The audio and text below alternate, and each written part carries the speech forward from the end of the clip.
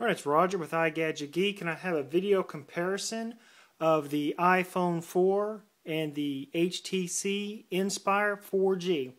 As you can see here, I have them both sitting. Now on the iPhone 4, I currently have a screen shield and a carbon fiber skin on the front, but I do not have anything on the back. Now the HTC, all I have on here is a screen shield and no case or anything. So this is just going to be kind of a straight comparison of the two. Now size-wise, as you can see here, the iPhone has of course a 3.5-inch screen and the HTC has a 4.3-inch display. So on the display, now the iPhone 4's display's whites are a little brighter. It is, but as far as picture quality, in my opinion, the two screens are really close. You're not going to notice much of a difference in picture quality. Now the real estate of the Inspire is really nice, having that giant 4.3-inch screen. Now I've used the Inspire for about a week and a half or so, and you get really used to having all that room. Going back to the iPhone 4, you tend to think, wow, that this screen's a little small. Now of course the HTC has a 8.0 megapixel camera. The iPhone 4 has a 5 megapixel, but I'll be quite honest with you, in taking pictures and stills, I've noticed the picture quality to be about identical on the two cameras. Although the Inspire is supposed to have an 8 megapixel, it looks just as good as the iPhone 4, or could say the iPhone 4 camera is just as good as the 8 megapixel on the Inspire. Alright, now taking a look around at the Inspire, you have your micro USB charge and sync port, your microphone, and your 3.5 millimeter headphone jack. It is a standard headphone jack. This side you have your volume up and down, your sleep wake button. Now on the iPhone 4, of course you're all familiar with that. We have our speaker and our microphone and our 30-pin dock sync and charge cable. Of course your volume up and down and a silent switch, your sleep wake button, and your headphone jack. Now on the back, if you look at the cameras, as you can see here, you have your 8 megapixel on the Inspire, and it kind of comes out of the body a little there, and it is an entire aluminum unibody where the back of the iPhone 4 is glass. I kind of tend to prefer the aluminum unibody type construction on the Inspire over the glass back on the iPhone 4. Now if you look at the camera flashes themselves, you have a single LED flash on the iPhone 4. On the HTC you have a dual LED flash. Now I'll be honest, in taking pictures in the dark and low light, I tend to get a little bit better picture with the Inspire.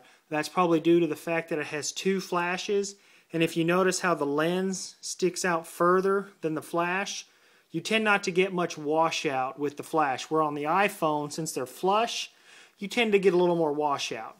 Now of course here on the back is the speaker as opposed to being on the bottom. Now here is your door to remove your battery, which you cannot remove the battery on the iPhone 4. And the bottom here is where you insert your SIM and your micro SD card, which will accommodate up to a 32 gig. No micro SD on the iPhone. Of course, to access its SIM, you use the little SIM tray. Now what we're going to do is take a little look at the actual software. Now stock to stock, the software is pretty good. But I'm going to take more of a look at a rooted Inspire and a jailbroken iPhone 4 to give you the actual capability of both of these phones. Now both of these phones, if you root your Inspire and you jailbreak your iPhone 4, you can have a hotspot from different software. On the iPhone it's the MyWi. On the HTC it's actually in the ROM's base code to use the built-in hotspot. Now we're going to, of course, take a look at the lock screens of both of these. So you can see they are very different, and you really get an idea and feel for the size difference of the screen. Now here you slide over on the Apple to unlock it, you slide down to unlock it. Now what I have here on the iPhone 4 is the per page HTML, which has a HTC type widget. As you can see here, it very closely resembles the Sense widget in the fact that it gives you your weather and your future forecast across the bottom, and if you watch it, it actually has the weather that comes across. So much like the HTC, when you unlock it, you get the little weather effect. You also can have that on your iPhone 4. So if you jailbreak it, you can have very much similar user experiences as far as the display goes.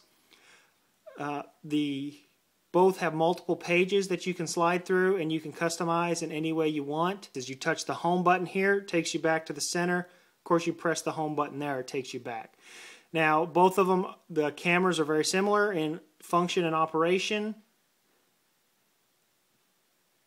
One of the big differences, though, is your pages on the HTC are more of an overlay that you can choose what programs you want to have on them, but you also have an app drawer that has a list of all your programs. Now, there's nothing like that on the Apple. There's just per page. So every time you have a widget, it's on a page. Now, the Apple does have the neat folders.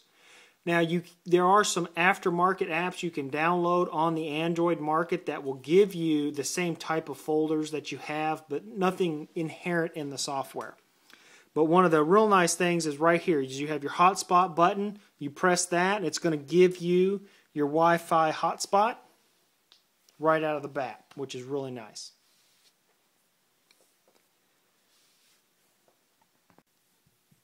Okay, now I've switched iPhone 4s. As you can see here, the other phone that I had didn't actually have a SIM card in it. So we'll go ahead and use this one, because since I have my SIM in here that I was using in my iPhone 4. So we'll go ahead and do the test. Now this is on 3G at my house.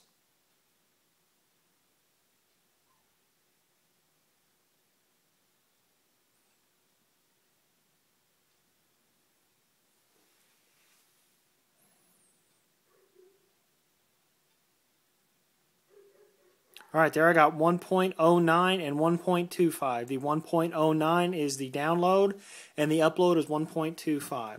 So let's go ahead and fire up the speed test on the iPhone 4 on 3G.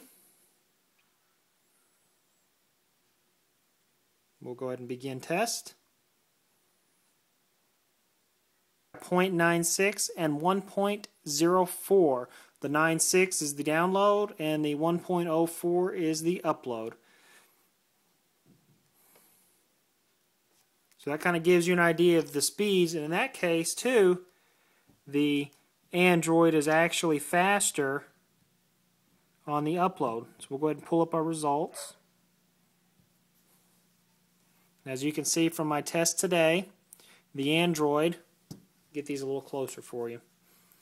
If you look there, the Android 1.09, 1.25, 0.96, 362. I'm sorry, 0.96, 1.04.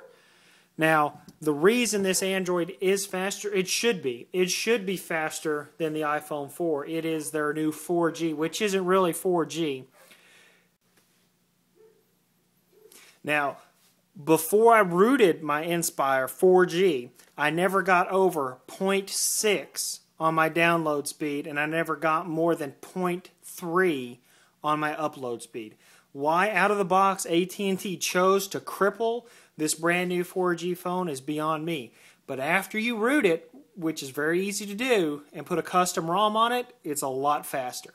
That's what I've done, and as you can see by these tests, it's actually a little bit faster than the iPhone 4. Now, depending on where you're at. In my house, I don't have just full bars. I usually have 2 to 3 bars. Now, I've tested them elsewhere when they're both at full strength. They're usually always a little bit faster on the side of the Android. It tends to be about 0.4 to 0.5 faster on the download than the iPhone 4. Alright, so we're back here. I've gone back to my other iPhone 4 and my Inspire. Now, all in all, for the money, both of these phones are going to be excellent. You can get them both on the same data plan. It's going to cost you about the same. The big difference between these phones is going to be your upfront cost out of pocket.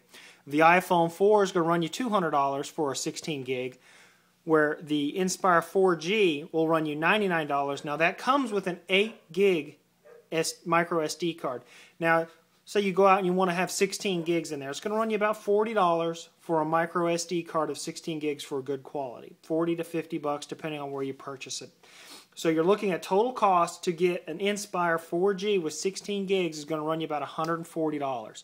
So you're looking about $50 to $60 less to get into the Inspire 4G as opposed to the iPhone 4. Now with that, you're going to get a 4.3-inch display as opposed to the 3.5. But one of the big differences is going to be battery life. The iPhone 4 battery life beats the Inspire 4G up and down every way around. Now I usually charge the Inspire overnight, and if I unplug it, let's just say about 7 in the morning, by 8 o'clock or 9 o'clock that night, my battery's pretty much dead. Now, the iPhone 4, I can usually go 2 full days. If I unplug it at 7 in the morning, I don't have to charge it until the following day and that evening. You're not going to get that with the Android. You're going to get considerably less battery life. I'm looking about half as much battery life on the Inspire as the iPhone 4. But still, keep in mind, I have been able to go a full day with no problem on my Android. So it just comes down to how heavy of a user you are. Now me, I'm not a huge heavy user. If I unplug my Inspire in the morning, I go until I go to bed at night, no problem. Now, my iPhone 4, if I unplugged it Monday morning, I usually wouldn't charge it again until Tuesday night. So either way, you're going to get plenty of battery life out of either of these devices, but the iPhone 4's battery life is about twice that of the Inspire. But keep in mind, on the iPhone, you're powering this 3.5-inch display. On the Inspire, you're powering a 4.3-inch display, which is just phenomenal. Now, if you look at these side by side, the width on them is really pretty much the same. One doesn't feel any thicker than the other. Now, width is where there's a huge difference. Now, if you take a look here, I've set the iPhone 4 on top of the Inspire, and you can really get an idea of the difference. It's quite a bit wider than the iPhone 4 and taller to accommodate that huge screen. So all in all, they're both excellent phones. It really depends on what you're wanting out of your smartphone. If you're real big on customization and want to tweak it and trick it out without having to root your device or jailbreak it, then Android's your way. You can customize it without having to unlock it. Now, you can do just about as much customization with the iPhone as you can with the Android, but you must jailbreak it first. Now, the iPhone has got the Android beat on the way you can put information on and off of the iPhone 4. Of course, you have that iTunes integration, which makes it real nice. You plug your iPhone in and you go to your movies and you click the movies you want and you hit sync. Now, HTC has got a program, HTC Sync, which does similar to the iTunes, but it's just not quite as well defined. But all in all, they're both excellent phones. Either one you choose, you're going to be happy with. This has been Roger with iGadgetGeek.